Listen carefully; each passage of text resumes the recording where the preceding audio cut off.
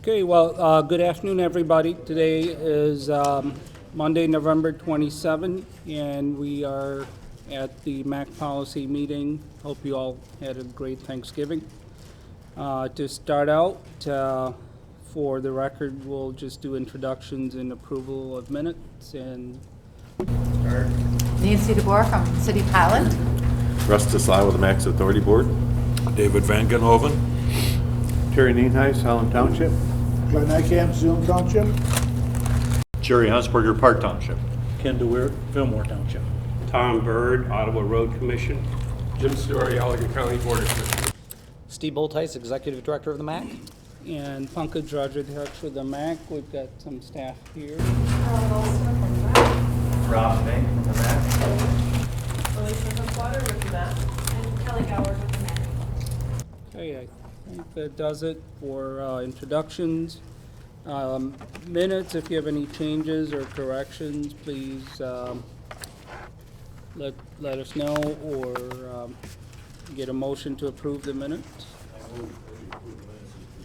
Okay, Jerry? Yeah, all in favor? Any opposed? Okay. All right, we will move on, since there are no members of the public here. We'll move on to the watershed project update. And I believe, Kelly, you're up with the first part of it.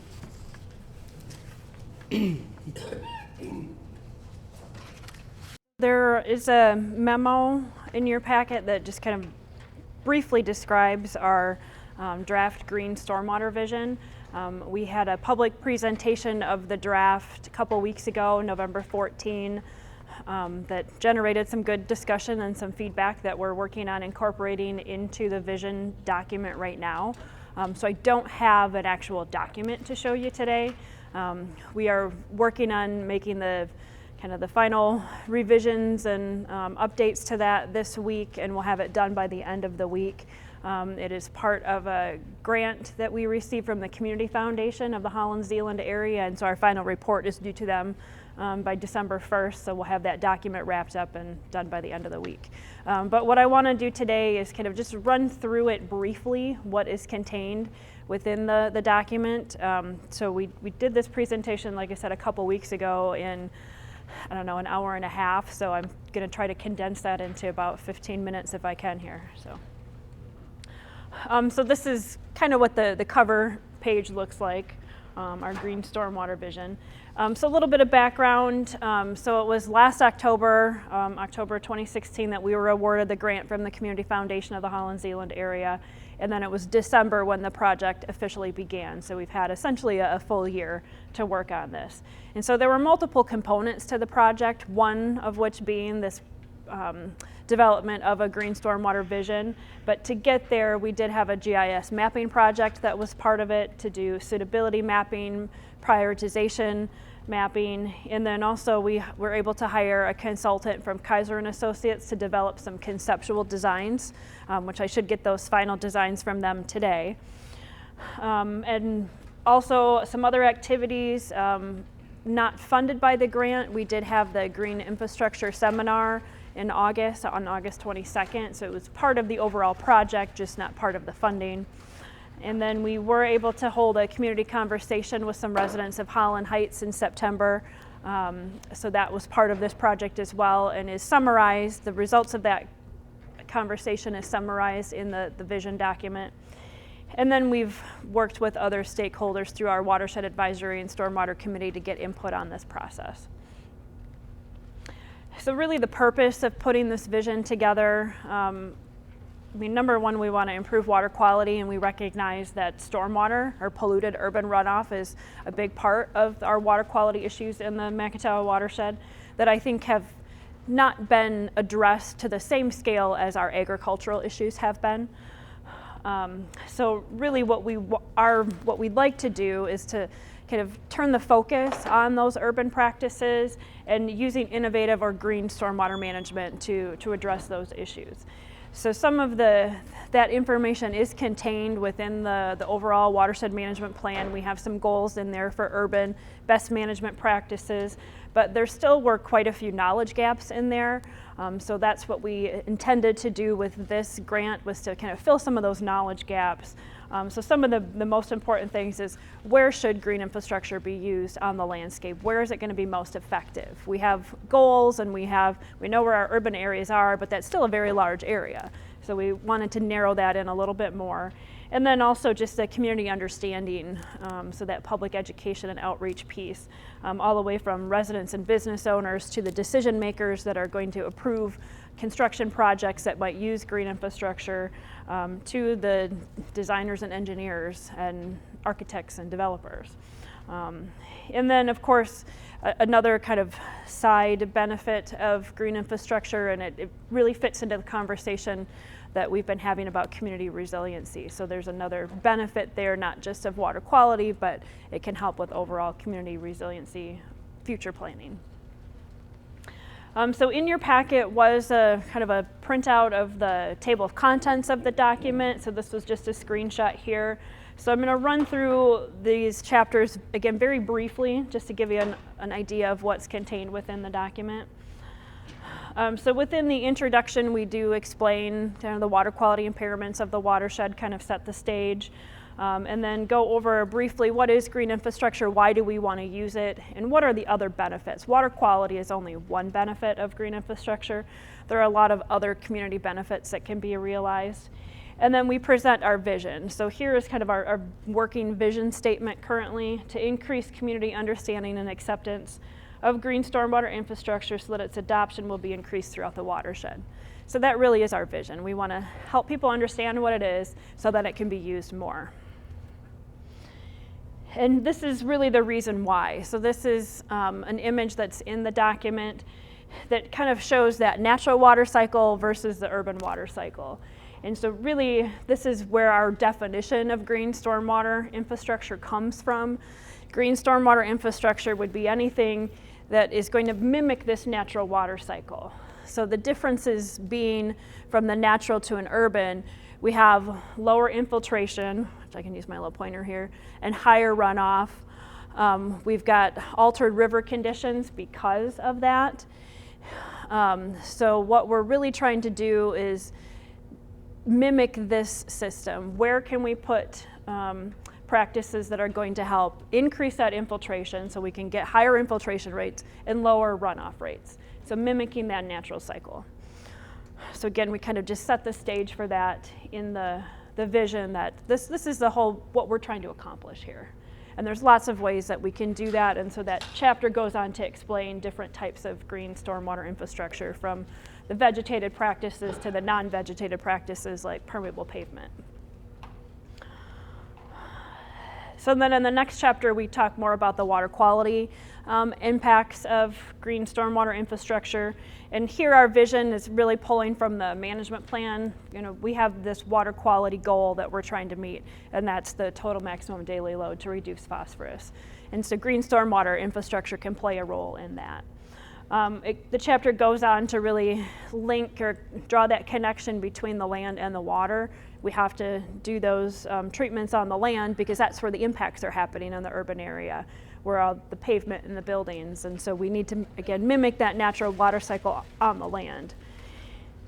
And then in the chapter, we also talk about some of the management plan goals that surround green infrastructure, and get into some specific goals in terms of how many acres of rain gardens do we envision installing, and where do we want to install them in urban versus commercial areas. So there's some detailed numbers and goals that are described in this chapter as well.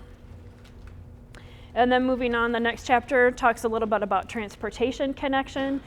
The transportation network in most urban areas is the largest contributor of stormwater to the stormwater system. Because if you think about 950 miles of paved surfaces in the watershed, that's a lot of square footage and a lot of stormwater that's generated from those impervious surfaces.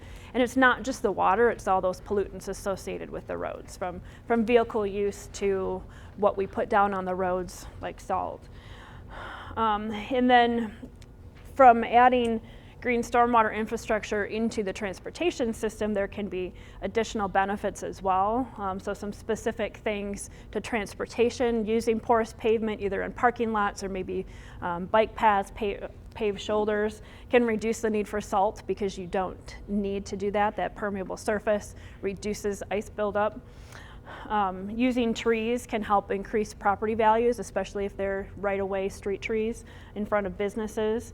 And there's been studies, I think it's fascinating, that show that tree canopies, so again, kind of street trees in retail spaces, will encourage people to spend more money. They feel better being at places where there's a nice tree canopy, and they, on average, will spend more money for the products that are sold at businesses that have nice tree canopies. And then there are some traffic calming effects of having vegetation on a roadside where it looks like the road is narrower than it really is, and people will tend to slow down. And then the air quality issues too, removing ozone and particulate matter, which is certainly a concern here. We just need to plant more trees. So then really our vision with transportation is that we want to take advantage of opportunities that are already out there. Look for projects that are already planned, and is there a way to incorporate green infrastructure? We're not looking to tear up roads that don't need to be torn up. So where are those opportunities to insert green infrastructure into planning of road projects? Chapter 4 on economics. I found this image from the Freshwater Trust that I think kind of summarizes it fairly well. This does include more than just stormwater. There's drinking water and wastewater, but essentially any type of infrastructure, there has to be spending. So where do you choose to spend it? There's going to be different benefits. From gray versus green infrastructure in a stormwater perspective, in many cases, green infrastructure is going to cost less from a design and installation. Sometimes it does not. So there are some differentials there depending on what exactly is incorporated as part of it. But then there's also these kind of long-term costs and kind of what they call here secondary impacts of gray infrastructure. So, I mean, in most of it, in stormwater, it's going to be concrete pipes. Those are going to wear over time, and when they need to be replaced, that's going to be much more costly than replacing soils that are infiltrating in a rain garden. Again, depending on the type of green infrastructure. In general, most studies show that green infrastructure over its lifespan is much more cost effective than that traditional gray infrastructure. And then there's benefits, economic benefits that are achieved from green infrastructure that you don't get from gray infrastructure, like improving of the environment that will encourage more tourism and with fishing and swimming and things like that. So there's going to be added economic benefits from the green infrastructure that you just don't get with that gray infrastructure. And that's about all we know about that. Economics really aren't our thing, but we knew we couldn't ignore it in the vision. So then part of like our visioning process itself, I had mentioned at the start, we went through these mapping processes to look at suitability. Where is green infrastructure suitable on the landscape? And then also priority. Where are the opportunities to put in green infrastructure? Where is it going to make the most difference? So we went through some mapping exercises. Carolyn and I did most of this with some input from Kaiser and Associates, as well as our Stormwater Committee and Watershed Committee. So with narrowing down kind of the geographic focus for suitability and prioritization, we were able to give that information to Kaiser and Associates for them to develop some conceptual designs. So they actually identified parcels that met our suitability and priority criteria, and then started to look very specifically at what green infrastructure installations could be put on specific parcels. And we had them look primarily at public land, so within the city of Holland and Zeeland that's owned by the city, owned by the school system. They did look at Hope College parcels as well. And that gets to the prioritization. Those are the entities that we have established relationships with that we think will be easier to work with first. We don't have to do as much outreach because we're with you all the time. So that was a big part of it that we'll have. I think there's 12 sites that they've done conceptual designs for that include cost estimates as well as pollutant load reductions. So we'll have those designs in hand the next time we go for a grant to implement those, and that's going to give us an advantage over a project that has not been planned yet. So we're itching to get our hands on those, and some grants should be coming out soon over the winter that relate specifically to green infrastructure. So that'll be kind of our next focus, is to actually get some dollars so we can put some of these projects in the ground. The community conversations was part of this visioning process. We had the community conversation with some Holland Heights residents to really kind of hone in on what are the issues in the Holland Heights neighborhood. So we want to continue having that in order to vision our green stormwater infrastructure for the watershed. We don't want it to be just what we want. We want to hear what people want in the neighborhoods where it's going to be put. So I think that was a great meeting that we had, and we really look forward to having further conversations and maybe coming up with some neighborhood plans for green stormwater infrastructure. And then all of this work that we've done, all the mapping, these conceptual designs, even one set of community conversations, it's not going to go anywhere unless we have a really robust public education and marketing strategy to help people understand, again, what this is and actually want it to be in their neighborhood. So that's all part of our visioning. We're almost done, I promise. So the next chapter is on maintenance, financing, and partnerships. Maintenance really is going to be critical. We want this green stormwater infrastructure on the land, but we want it to function effectively, and it's not going to function unless it's maintained. So there's some steps that we have taken that we're working with the municipalities that have stormwater permits from the state, so that'd be the cities, the counties, and the 2 road commissions, to update development standards that will make it much more friendly for green infrastructure to be installed, but also require maintenance agreements. So that if a private developer puts in a rain garden at a development, that it's going to be maintained. And then in order to help with that, we were able, through a previous grant, our SAW grant, to put together a best management practice planning guide to basically give them the how to put together a maintenance plan for green infrastructure and traditional gray infrastructure as well. So that is summarized in this. Financing is also important. For public land installations, there's some different ways that financing can be done through fee generation through your typical means of how you generate revenue. But then when it comes to public or private lands, then that's where if we want to help private landowners put in green infrastructure, we're going to have to continue seeking funds, looking maybe for private-public partnerships. And then I think most of you are familiar, we have another project right now through the Regional Prosperity Initiative looking at alternative methods for funding watershed management plan implementation. So we have that's also in the works that may be a future way to help fund some green infrastructure.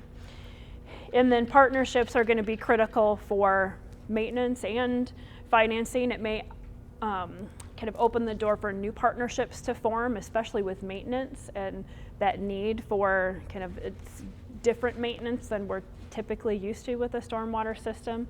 So volunteer groups can help maintain rain gardens. They can't help maintain storm sewer pipes.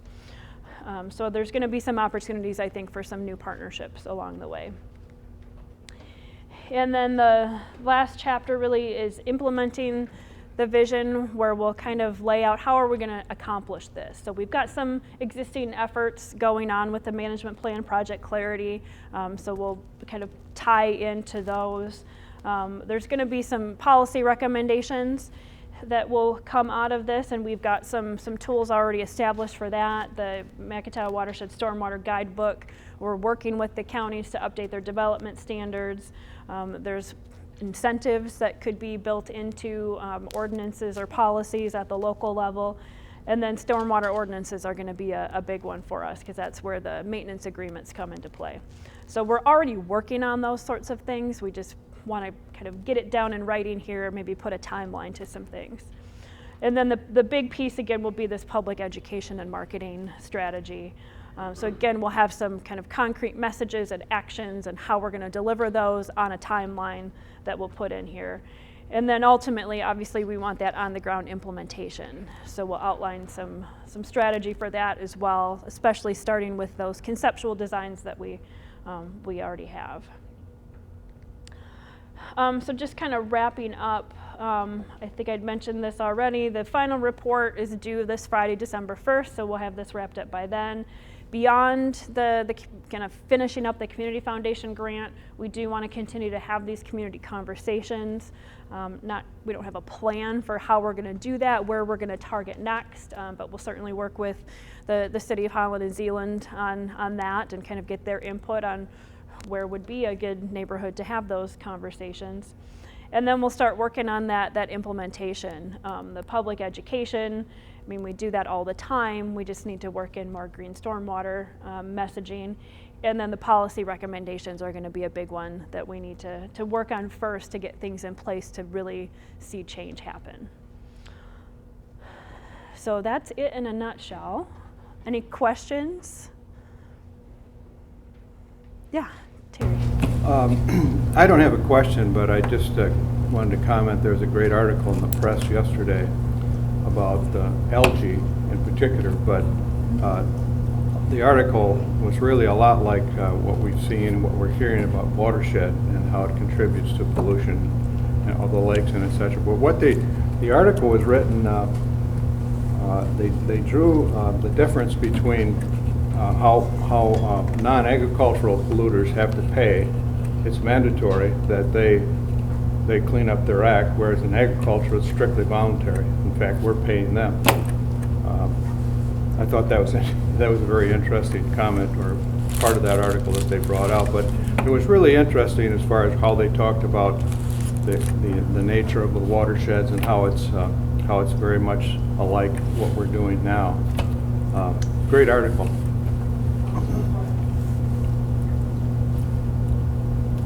Questions for Kelly? Lots of work, I'm sure. All right, well, thanks, Kelly, and I think you're going to remind us about an annual meeting? Yeah, yep, just a quick update or reminder. So the Watershed Annual Meeting, it's next Thursday already, December 7, be at Holland City Hall at 10 o'clock. So there should have been kind of a half sheet size flyer in your packets that have the same details here, but we do have two Hope College student groups from the Advanced Environmental Seminar to give presentations.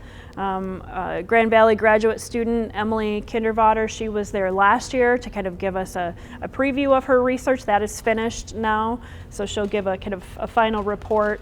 And then we'll have our standard monitoring reports from Grand Valley, and then an update from Project Clarity. And then, of course, we'll announce the coveted Macatawa Stakeholder or Watershed Stakeholder of the Year award. So we did ask for RSVPs by Friday, this Friday, December 1st, just so we can make sure to have enough refreshments available. So I know I've heard from some of you, so I appreciate that. But if you do plan on coming, just let me know. You can let me know today or just send me a quick email so we can get you on the head count. So, thank you. All right, thank you, Kelly. Next up is our transportation program, and I believe Lisa will start with the transportation performance management update.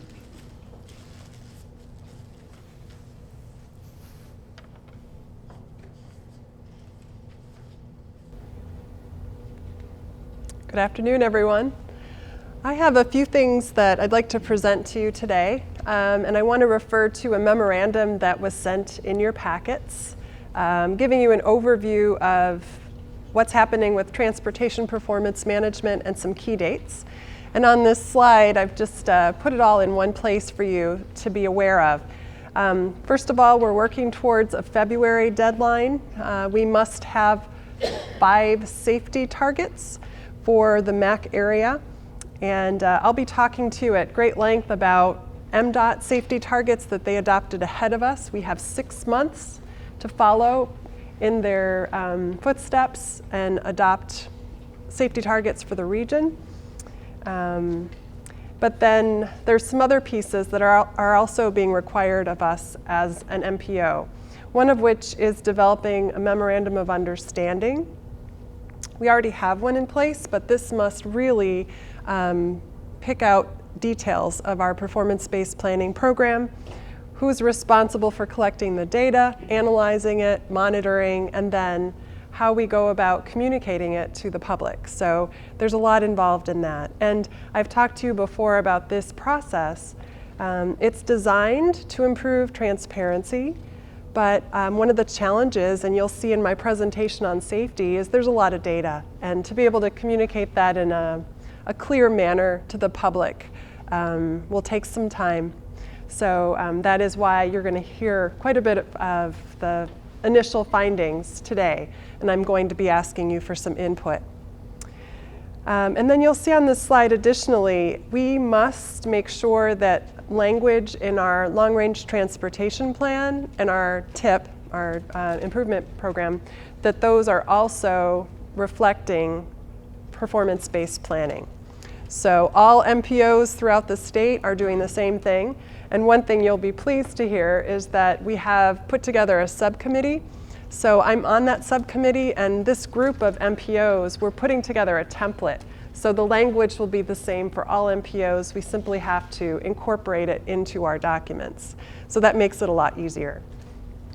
And I know MDOT's not here today, but John Lanham is leading a group focusing on metropolitan transportation, and he is also kind of leading the way so that we've got common tools that we can all use. So that's also something that we appreciate. And you'll see on the slide, November, we've got some other standards that you're going to hear about. Pavement and bridge targets and system performance targets. And that system performance is something that there is a national database which we have permission to use. So at some point early in the spring, I'll be showing you some of the data that's on that website that we can then become more familiar with. So you can see there's a lot coming up, but we have known this is coming, so we're just ready to jump on in and see what we can do with it. Before I go on, does anyone have any questions on the key dates that we have? Okay. It's kind of a segue into the next topic, which I have. So if you'd like me to continue, I can jump on into that. Okay, so state and regional safety targets. What I'm going to be doing is showing you slides, some of which you've seen before. And I want to just make sure that everyone's familiar with what these targets are, how they're developed, what our involvement has been with the state during this process. And then we'll be zooming into West Michigan. There is a local safety plan, which I'll talk about briefly. And then we've been actually collecting all of the collision reports for a 5-year period. And we're in the process of going through all of those reports. And this was something that was actually recommended by the tech committee. We had talked about numbers alone don't tell us a clear enough picture. What is going on? What is contributing to these collisions? So then we can come up with a set of strategies that meet those common trends in our region. So that's what you're going to get in just a few minutes. Okay, now this slide right here, you've seen before. This is the timeline starting in 2017. And actually, it was in the fall of 2016, MDOT created a target coordination working group, which I was thankful to be part of. So MDOT was asking MPOs what type of information would you like us to present, and preparing us as they were collecting the data. So basically what happened is that MDOT was given until August 31st of this last year to develop their state targets. And because of the state process, they actually were coordinating with state police. So at your places is a letter, which if you want to review after the meeting, it does provide some additional information. But this is basically the state targets that MDOT has filed. So it'll give you, and we'll go over this in a few slides here too. It'll explain what the targets are and the methodology that was used. So this was required by the Department of Transportation in August. And as I said before, we have until February 27th to make sure that we have also adopted targets. And there's a process that we'll have to follow by this February deadline. Policy will need to take action to approve the final targets, and then Steve will be submitting a letter to the Department of Transportation representing what you've approved. All right. So there are two basic options that all metropolitan planning organizations have. One of which is to agree with the state targets. So if we decide what you've got before you is adequate and we feel comfortable as an MPO to simply support the state target, approval will still be needed by the policy board, and the letter will be submitted to the Department of Transportation. Then another option would be to establish a numerical target specific to the MACC.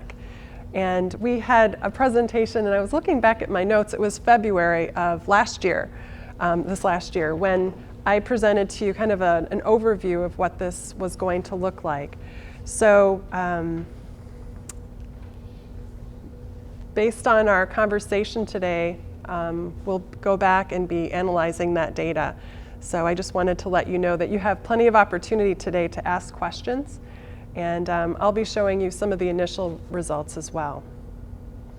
Okay, and then I also wanted to point out on the slide, it talks about flexibility. So if as a board, you decide that you support a number of the state targets, but you would choose to pull out some additional items that you feel that we should have that is unique to this from the state, that's also fine with the state and the federal regs.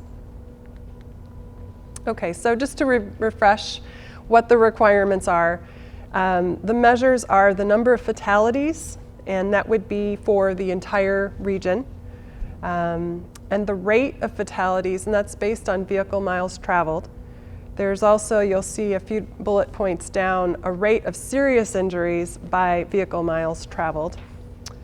Key ingredient is the vehicle miles traveled, and that's actually a challenge. We're working with MDOT right now to make sure we get the latest data on vehicle miles traveled, but that will be something we're still working with the state on.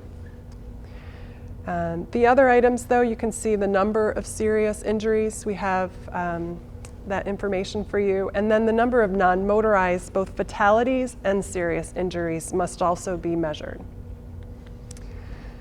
So, looking at the state safety goal, I had mentioned in February that the state had a goal of reducing traffic fatalities by 15% and serious traffic injuries also by 15%. What has happened since February is that the newest numbers have come out, and they have shown that both fatalities and serious injuries have been higher than they expected. So you will see from this slide that the target has been adjusted upward for fatalities and also adjusted upward for serious traffic injuries. Important to know, in the materials that you have at your place, there's some explanation of the methodology. Some of the things that MDOT looked at, they looked at the economy, whether the economy was growing. They looked at overall vehicle miles traveled to see how people, whether people were driving more. They looked at the prices of oil. So a number of different factors were considered. But these are indeed the targets that the state has chosen for both fatalities and serious injuries. Okay, and this is a slide that just reflects the rate of fatalities. And I'm sorry that what I'm reporting on is really sad. I mean, it's just, you know, and I can't tell you how difficult it is to be going through collision reports that are fatalities and serious injuries. But I think that you'll recognize the importance when you see increases like this. We have a responsibility to do all that we can within our power. And I'm hoping that as a result of this process that we as a region will see, and statewide will see a reduction in these serious collisions. All right, and so one of the other elements in this analysis is this blue line here is basically looking at the 5-year rolling average. So in our final numbers, you will see the same type of presentation. Okay. Now, looking at serious injuries, thankfully there is a downward trend from 2008 to 2018. So this is looking out further. The federal regs require us to look at a 5-year period. So, you know, I've been spending a lot of time looking at the last 5 years, but I think it is important to look at a longer period. Historically, that is something to be thankful for, that there is a slight, you know, decline. But you can see from 2016, that was just a really tough year. And unfortunately, there was an increase in serious injuries then. So again, this is statewide data. And I think that the next slide here kind of summarizes what I was mentioning earlier. This is for non-motorized fatalities and serious injuries. The target here is 743, so pretty constant, and that is also in the table that I shared with you today. All right, and you can see that from this chart right here, it has been fluctuating considerably. And there are a number of different factors that have contributed to the fluctuating rates of serious injuries and fatalities. All right, so this is the table that you have before you, and these are the state targets that have been developed. And I mentioned to you that there was a local safety plan. The West Michigan Traffic Safety Plan for our region. In February, I shared some draft results with you, and the 2 goals that were identified are what you see before you: to reduce traffic fatalities by 5% and reduce serious traffic injuries by 10%. Unfortunately, West Michigan has had a great deal of both fatalities and serious injuries. So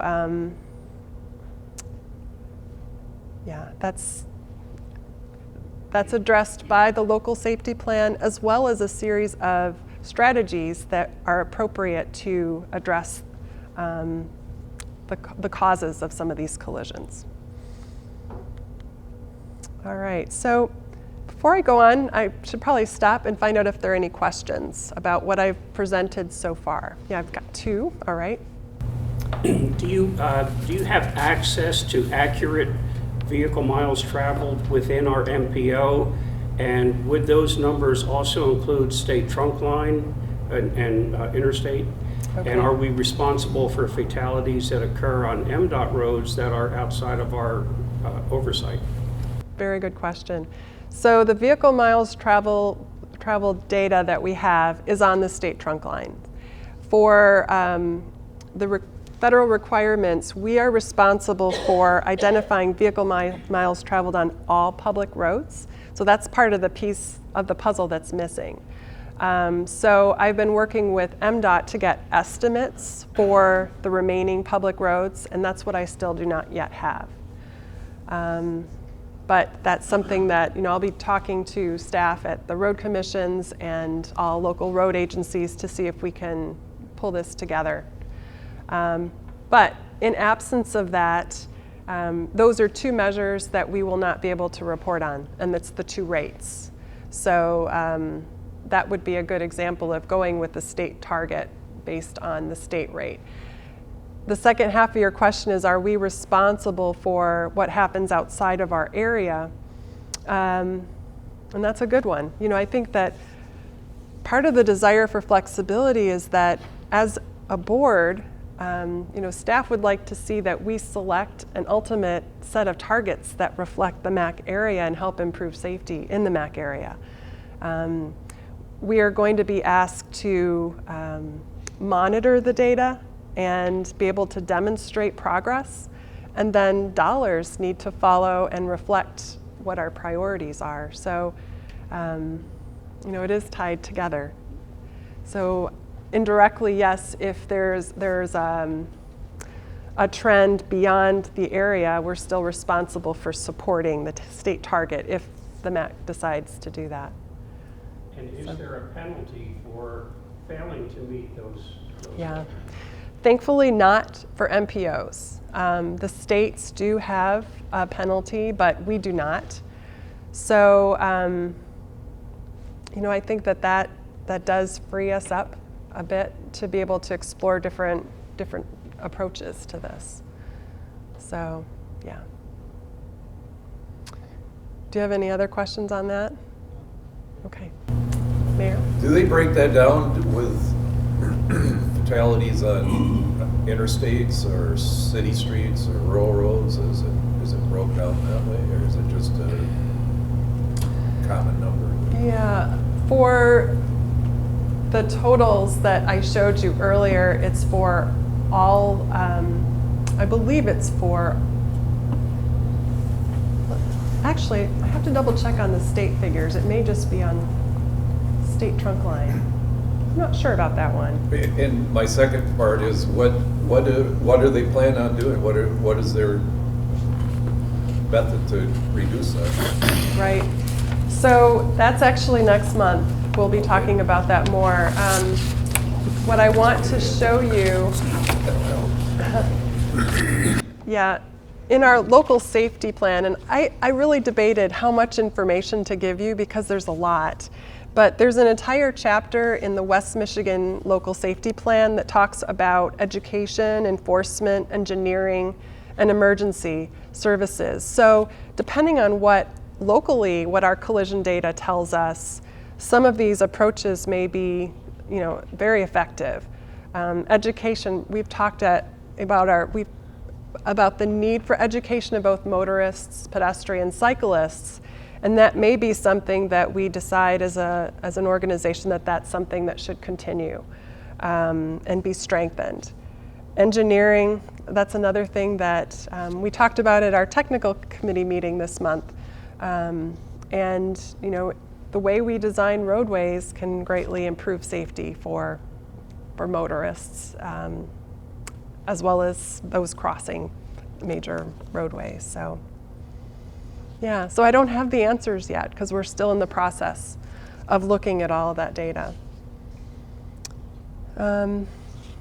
Back to the question about VMT though, this is something that the MACC will have to have for all of our public roads. So not just trunk line.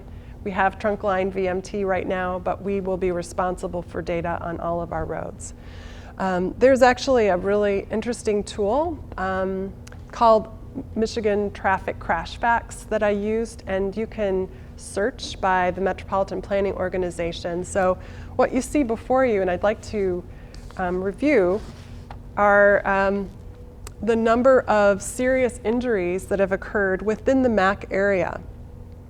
So again, this is just information for you to think over before we come back next month with some suggested strategies. But the number of serious injuries that involved a bicyclist, there were 18 in this five-year period. Pedestrians, there were 19. And I thought it was interesting as well to look at the total crashes as well as the total number of people that were involved. So obviously there are, you know, a vehicle may have multiple people in it, but for total crashes that involved a serious injury of an individual, there were 327. So it just kind of gives you an idea of what is happening on our roadways, how many people are involved, and there's a way that you sort the data either by people or those that have actually been injured. So I just thought it was interesting to see, just to get a bigger picture. Well, I guess it would matter too as to what the definition is of a serious injury. Right. 'Cause if you follow some of these crashes, that and the reporting goes something like, well, they were seriously injured.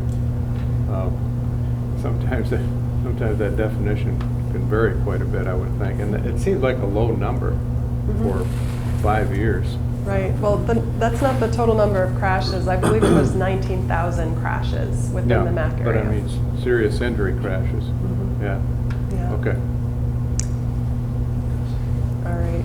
So, but this was based on the database, and I sorted it out from those that were total injuries to those that were serious. So it was by the state's definition of serious injury.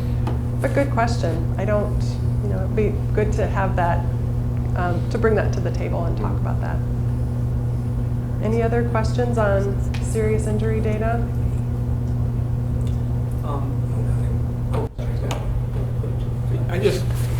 Thank you. Did the state transportation department send us any money to collect the data for this?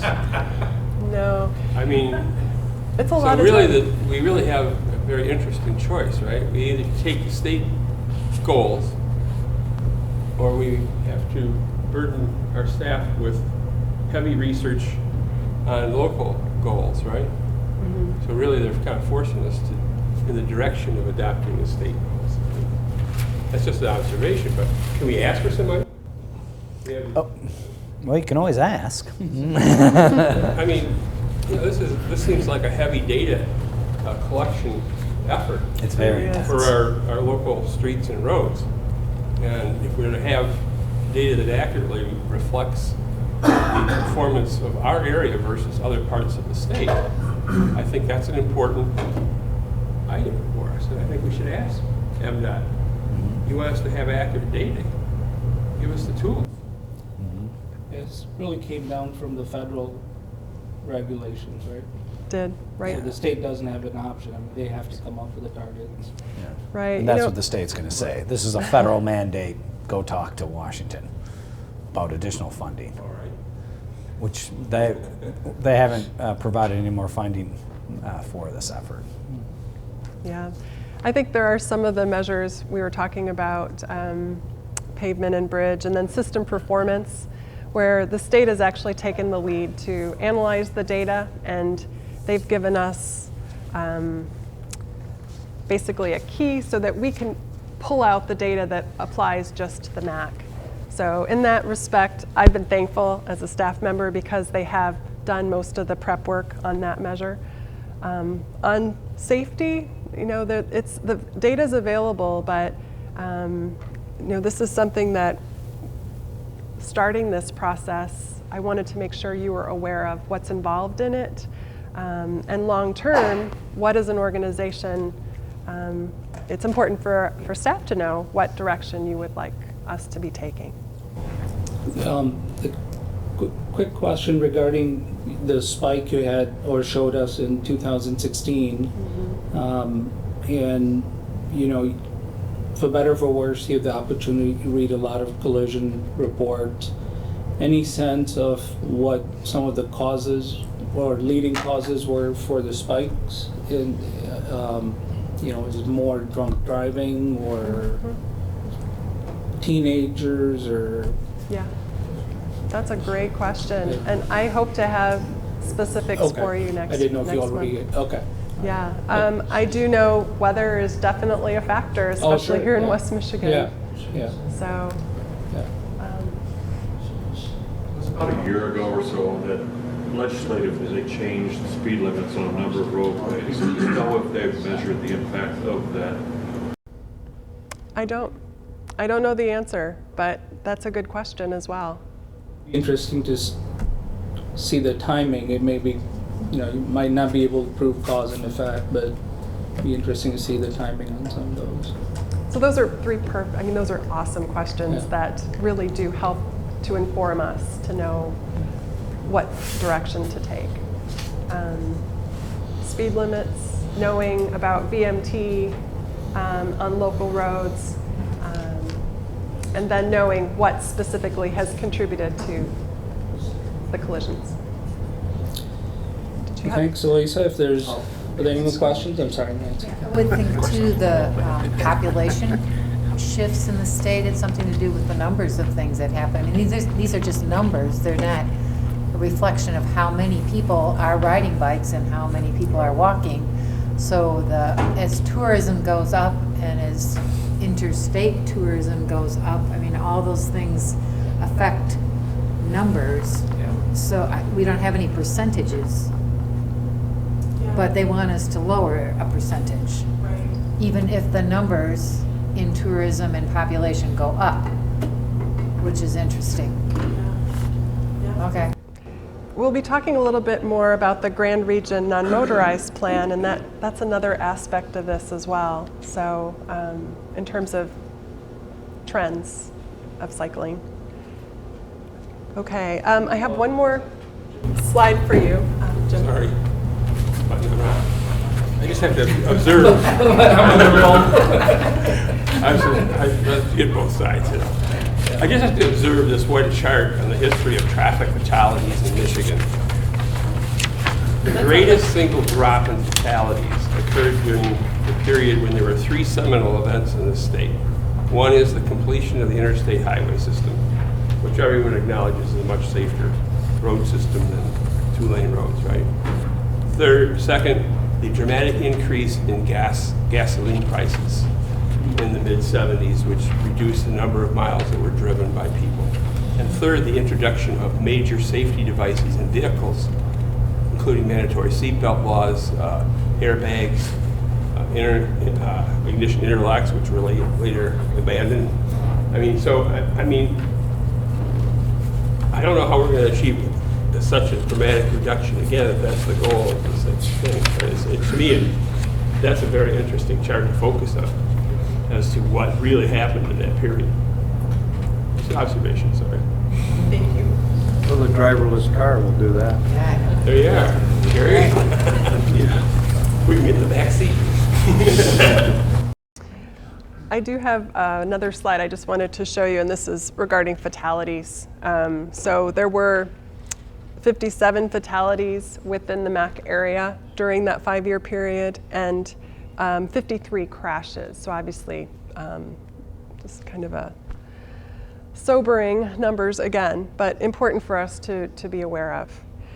So again, we have 2 choices, either to adopt the state target, and I would like to we've talked about this at great length, but next month when we have the additional data for you regarding VMT and the types of collisions may enter into that conversation. And then the second option is to establish our own target or targets, depending on what you all feel. So I thank you for your comments today, your questions, very thoughtful questions, and I think this is a really difficult project to work on because it's people's lives that we're talking about. And as transportation planners, we really want to make this, our transportation system as safe as we can within our ability. And part of that may be design, part of it may be education. And I will bring more information to you next month to continue this conversation. Lisa, are you going to also tell us the causes of those accidents? Okay. So like texting is a new vista as part of our issue too? They're called UD10s, are the traffic reports, and I have a stack of them that I've been going through. So I'll summarize those for you in just a simple manner, but yeah, we'll be looking at that for next month. Yeah, I mean, it's a life and death conversation. So, I mean, nobody says, oh, we want to raise the number, but it does cost money, and it is a psychological analysis as well as a, on the way to better policy, so. And to your point, the percentages, you might see an increase in the actual number, but the actual percentage may be lower. Right. I mean, a life is still a life, but you can't control the percent. No. Yeah. Yeah. Sorry, Jared, go ahead. So we get all these targets and get all the data, we look at, the causes. Is this going to lead to some action, some more education programs, a different type of enforcement, or what? Is that what the idea is? Yes, and I know before the meeting you provided a brochure. Grand Rapids has a program called Driving Change, and I think this is one example of an education strategy that our neighbors have used to educate motorists and cyclists. And this program has specifically targeted age groups of people that have been involved in collisions to improve awareness. And this is something that we could certainly adopt many of these same tools in our area. But again, it costs money, right? So being able to incorporate as many tools as we can that have been developed is certainly an efficient way to do it. But part of it is we've got a major investment in the bike pass system, on motorized transportation, and it's getting more and more popular. Right. We need to recognize that we need to educate people. That's one way. They have also had ads on TV. Of course, Grand Rapids has really gone big into the bike lanes. We still need to continue to work with our road commission in Ottawa County relative to that.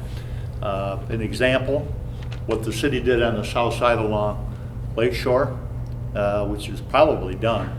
I haven't been over there in a month. That ties into Park Township, and people are asking in Park Township, are we going to put bike lanes like the city? We'd love to. We intend to approach the road commission again and ask that they do. Somehow we got to get this coordinated better. And I also believe that it's important that there be not just the education, but some enforcement. I asked, this is 2 or 3 years ago, one of the sergeants that attends our township meetings, and he checked, and he couldn't find where any cyclist has ever been cited for violating a traffic rule, blowing through a stop sign or red light. They're supposed to follow the same rules that cars are, and most of them do. But every once in a while they don't, and somehow all of this has got to tie together, or what do the targets mean? Right? Yeah. Well, thankfully, when we developed our non-motorized plan, we sat down with all local law enforcement in both Allegan and Ottawa County, in all the townships, and asked for their input. And they gave us some great advice on US Bicycle Route 35, which resulted in changing that alignment. But I agree. I think enforcement is important as well. So, all right. And thanks for being involved, Elisa, at the state level. I think, you're being there as our representative in the determining of vocabulary earlier when we talked, and you're being a part of this is huge for the quality of how the whole state is served. So really appreciate your presence at the table. I know it's expensive, but I do think it really pays off for West Michigan, because and you had input, and they have an honest voice at the table. Not to say anything against anybody else, but we just know you, and so we appreciate all of that, and I appreciate your gifts in tackling data like a soldier. Really appreciate it. Not my thing. Thank you. All right. Well, if there's no more questions for Lisa, thank you very much. I know it's a lot of work, and you probably just started the tip of the iceberg so far. But we'll move on to maybe something a little more pleasant and talk about the non-motorized plan and Grand Region Road and Trail Bicycling Guide. This is something that I just wanted to make sure you're aware of, that it's finally available. And at our tech committee meeting Each representative was asked to take away a box for every local unit of government. And this is something that I hope is going to be a helpful resource to all of you. This slide that you see has a photograph of the map, which is 13 counties, so it has a lot of continuity on it throughout the West Michigan area of Grand Region for MDOT's area. And then I also wanted to point out to you, in yellow, this right here is US Bicycle Route 35. The maps do also include local shared use pathways. So they do have a different category in terms of the legend, but those were also included in this effort. And then after the meeting, I encourage you to go and take a look at the full non-motorized plan. I have a link here to MDOT's website. It's a really lengthy report, but it is a wonderful resource talking about all different types of facilities within the 13 county area. And especially helpful is a section that I copied for you. You'll see some 11 by 17 ledger-sized maps. And in the document itself, it's a little hard to read, so I thought it would be helpful for you to have maps for both Ottawa and Allegan County. And there were a series of public input meetings. We offered the Herrick District Library as a meeting space. So thankfully, we were able to get local input for our area as well. But I think that this is a great resource talking about plans for the future, and I think this is something that MDOT intends to use to guide infrastructure investments as well. So another bonus from this process is the maps are also data intensive, and there are shape files for every single facility that you see on the map. So we now have that in our office. So for any of you that need to do mapping, we'd be glad to share this resource with you. So all of the digital files are now available, and we'd be happy to share them with you. So just wanted to make sure you're aware of that as well. Are there any questions? Okay.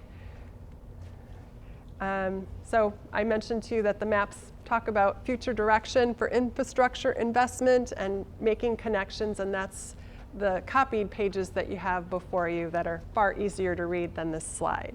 So thank you. There's no questions for Lisa. Thank you very much. And I think Steve will review some exhibits with us addressing the downtown Holland traffic. That's right. So I've been reporting that we are working on a downtown-wide traffic study in downtown Holland. It's the most comprehensive study that has been undertaken in the last 25 years. In fact, I would argue it's more comprehensive because we've incorporated users beyond vehicular use, so we're putting peds and bicyclists into the analysis as well.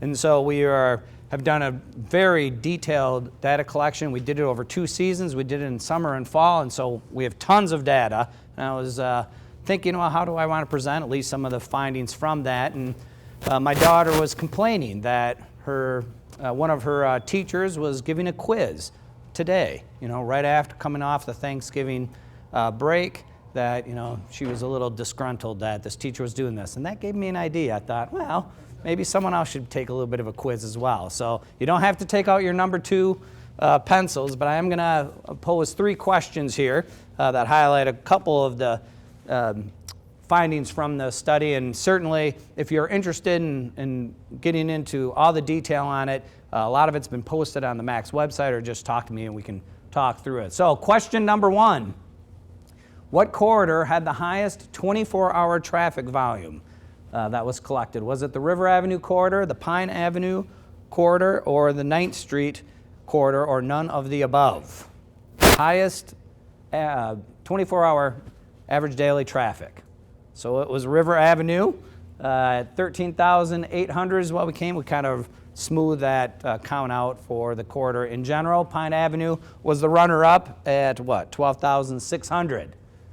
All right, question number 2. So we've been talking about crashes here. We, of course, did a crash analysis for this as well. We focused on, for this study, 3 years, 2014 through 2016.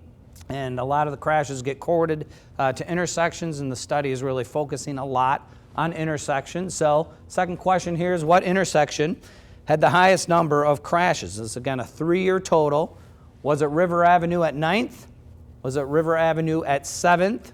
Or was it 7th Street at Pine Avenue, or none of the above? The answer there, River Avenue at 7th. There were 40 crashes reported over that time period, 8 of which were injury. Fortunately, none of those were fatalities. The runner-up, Pine Avenue at 7th.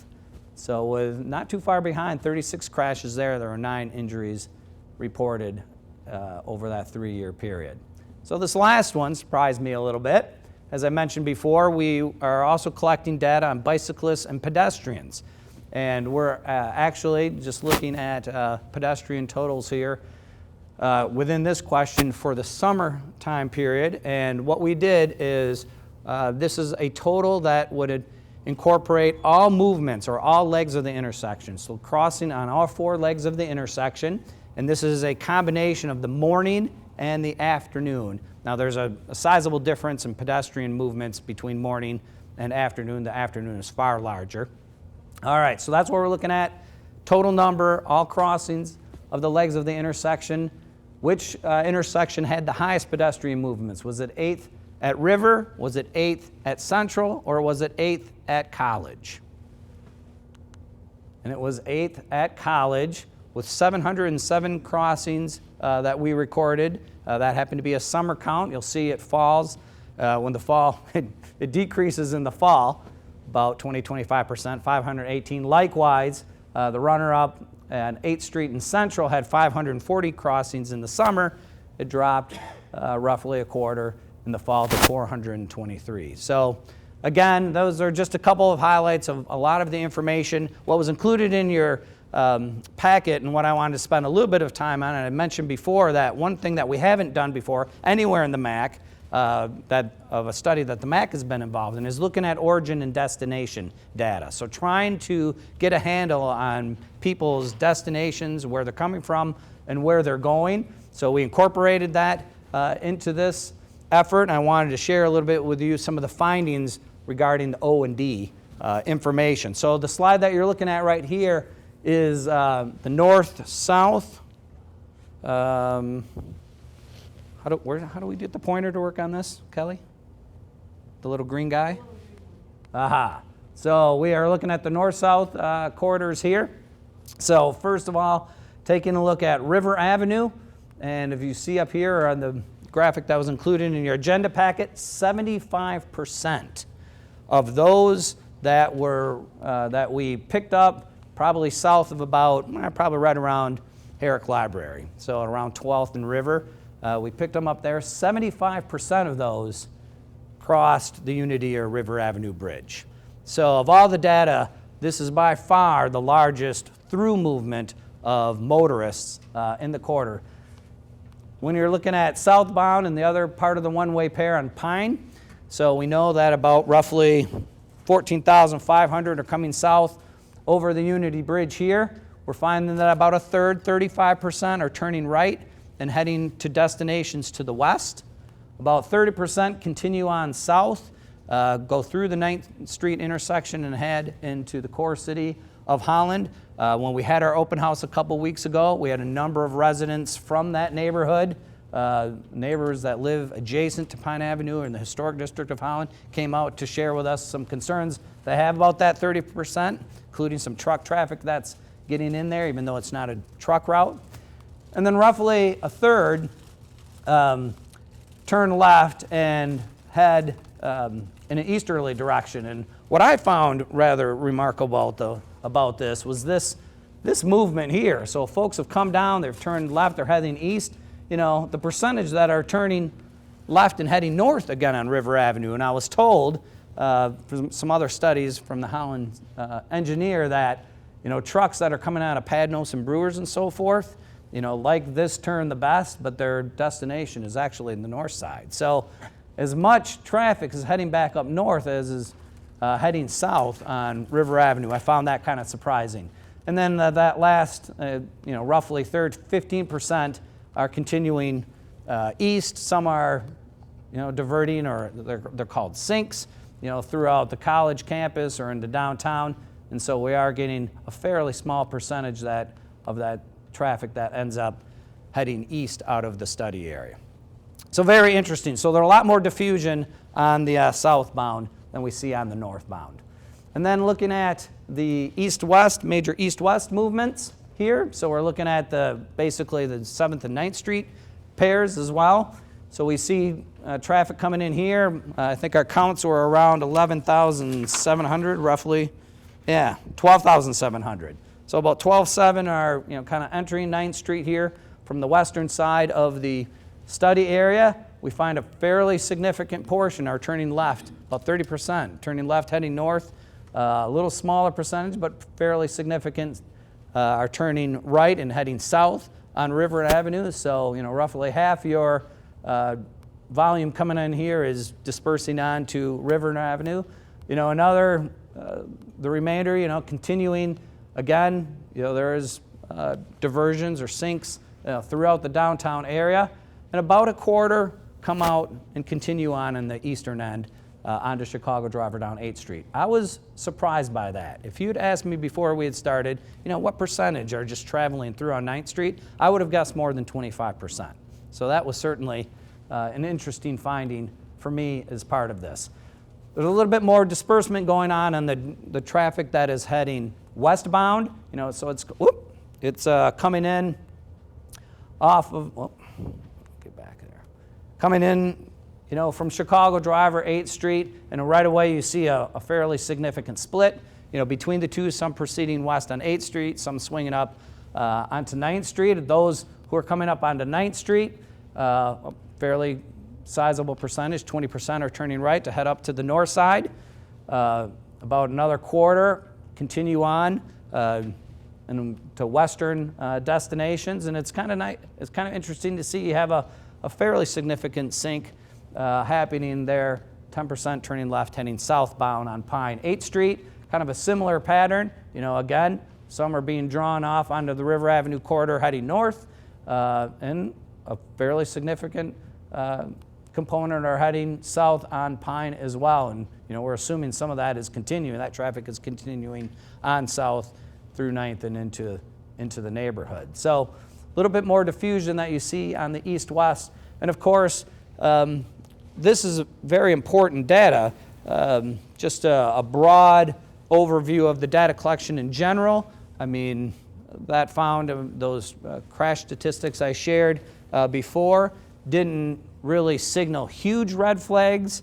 The largest crash locations you saw there didn't really have us all set and said, whoa, we really need to do something. Anything we can do to reduce crashes, we'll try to do. But there were no huge red flags that came out saying, here's a real problem area on the safety side. Likewise with the congestion, most of the intersections in the downtown area came through with a level of service of A or B, so functioning very well. That's an alpha scale running from A to F, with A being great and F being the intersection is failing.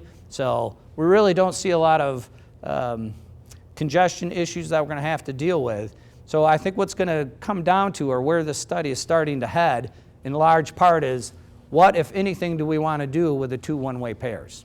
So do we want to look at some modification of those? And as the cover memo that came with this data indicated, I think that's where the MACC has the most interest, making sure there are, this data does show they are regional corridors, helping to facilitate movement, through the downtown area, and I think that's where the MACC probably has the most interest. Obviously, the network is owned by the City of Holland, and they'll make the final decisions. But going forth with the study, I think a lot of the alternatives, a lot of the conversation is going to center around what, if any, modifications to the two one-way pairs we want to make. And of course, that's going to be a classic conversation about access versus vehicular movement and who gets priority in something like that. any questions? Again, if you want to get into all the details, I have tons of data on this, but that's where we're at right now. Nancy? Steve, just like when the BPW was considering what to do for power generation, we had that whole community conversation about the sustainable return on investment. It wasn't just about engineering numbers. It was about all of the sociological and all of those other dimensions in this decision. Is there a dimension like that in this conversation? Yeah, I believe so. And I think that's comes out with, I mean, all the data collection we did. We did look at pedestrian movement counts. We did look at bicycle counts as well. And I mean, this is, the scope of this is, you know, if we are looking at various alternatives that maybe modify the one-way pair as it exists today, I mean, there's money set aside in this study to do micro simulations down to 15-minute increments on, you know, a handful of locations. I believe we have 4 or 5. Where if we look at, well, what if we changed this, you know, portion of the one-way system to two-way? You know, that will have an impact on vehicular traffic, but we can also look at that from a pedestrian and bicycle standpoint as well. So I think this one, compared to the 92 study, is much more comprehensive and sensitive to all users beyond motorists. Well, the way the state psychologically determines speed limits now, everything we do is psychological. Yeah. You know, back to planting trees, as you know, as Kelly was saying, all of that affects how people make decisions about driving and how they understand movements, and especially when you add pedestrian and bicycle movements with the cars and all of that. It's much more complicated than just the numbers. So appreciate that holistic study. Thank you. Next up would typically be MDOT, but John could not be here today. There's a report that you were going to share. Yes, so John called and sends his regrets that he can't join you. He's actually involved in an effort to try to improve the TIP development process. So they're going through a major workshop regarding that. In fact, it was supposed to be done at the end of last week, but it's continuing on today, so that's why he's not here. And he just wanted to let you know that that's the reason he's not here today.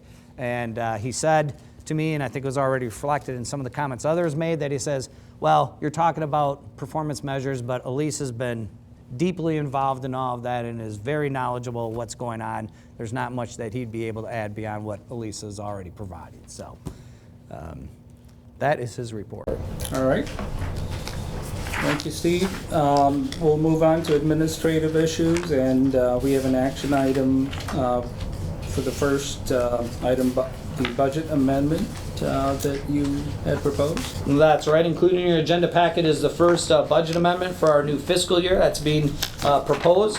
If you had a chance to take a look at that, you'll notice that a number of the revenue sources that are part of this amendment are carryovers from the previous fiscal year. So if I can direct your attention to the amendment that was included in your agenda packet, the line numbers I'm going to be referring to are on the far left of the amendment that was provided to you. So again, as I mentioned, as it relates to like line item 8 and 9 and 10 and 11, these are all carryovers, ongoing. The traffic study that I just mentioned downtown is one of those situations. So we just had revenue that are part of efforts that are being carried over into the current fiscal year. That is not the case with line items 6 and 7.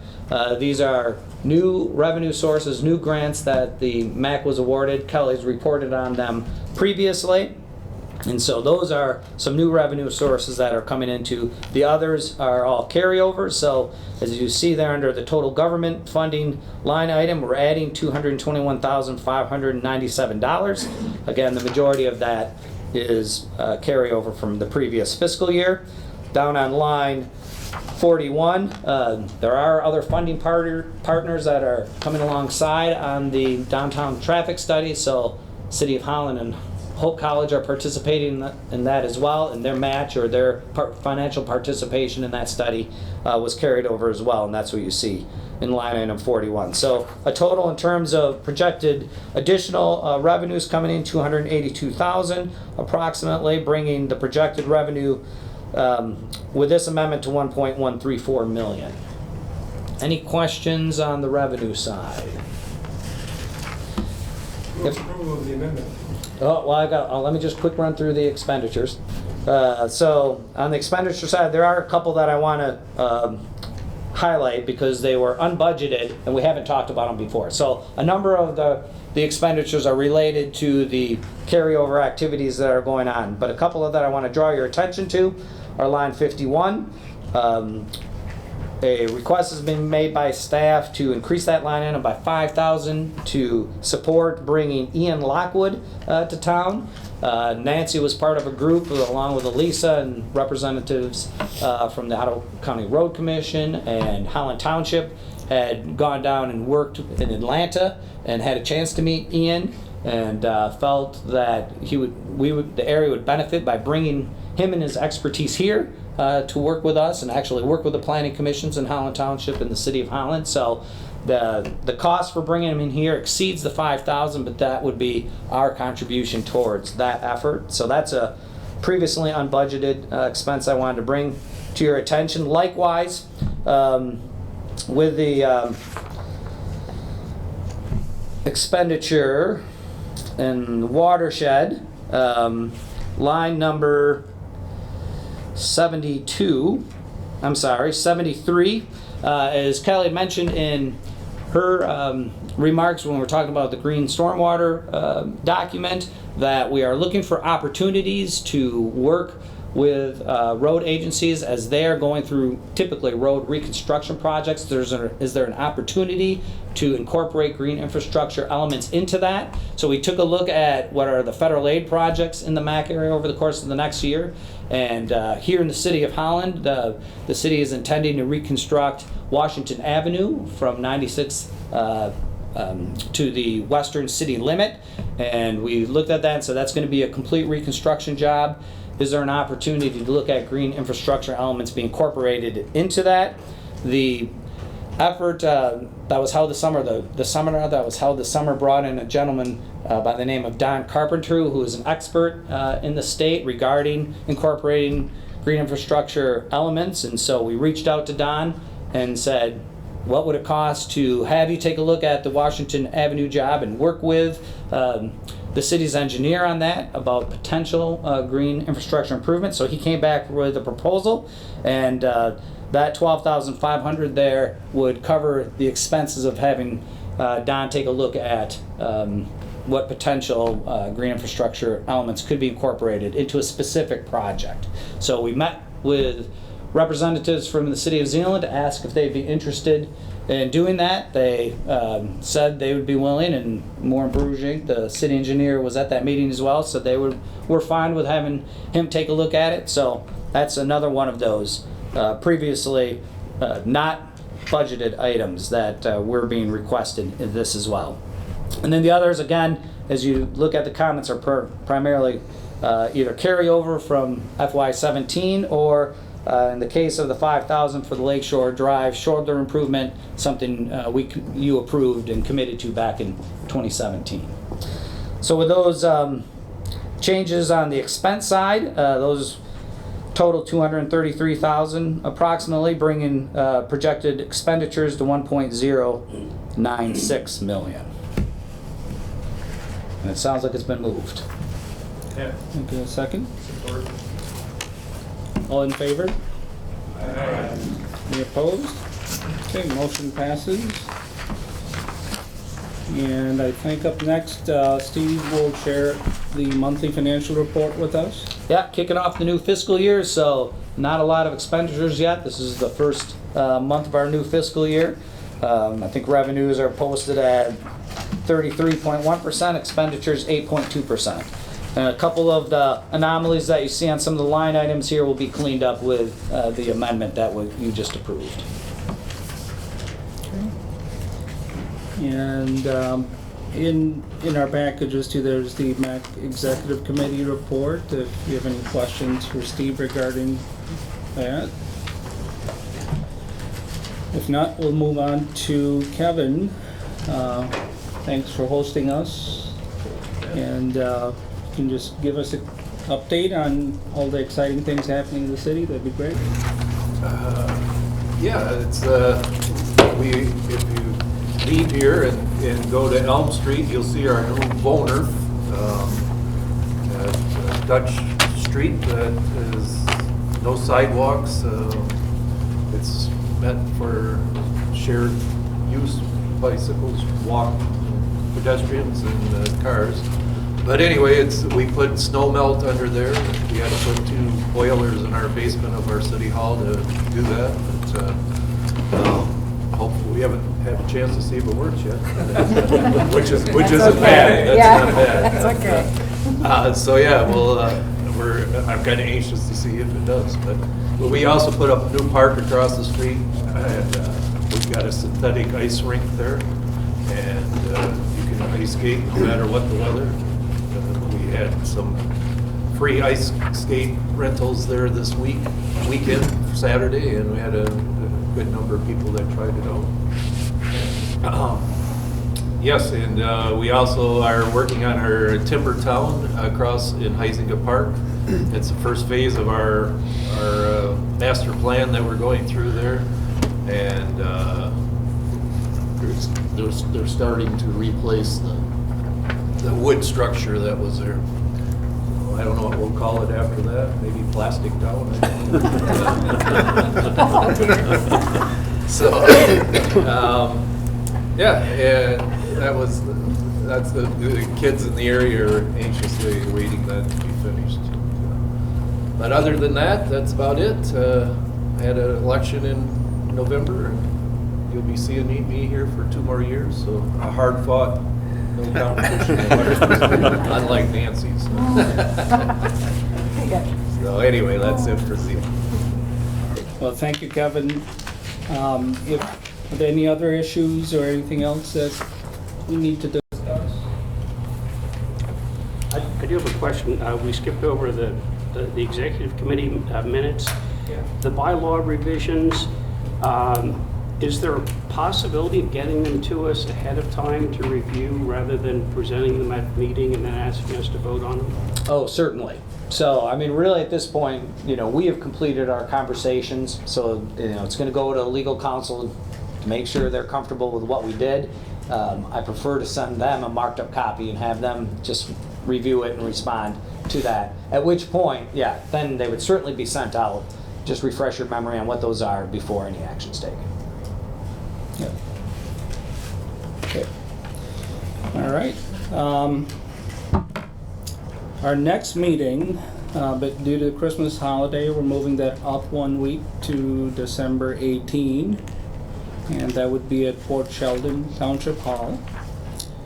And if there's no other items of discussion, then take a motion to adjourn the meeting. Gary? All in favor? Aye. Okay. Have a wonderful day.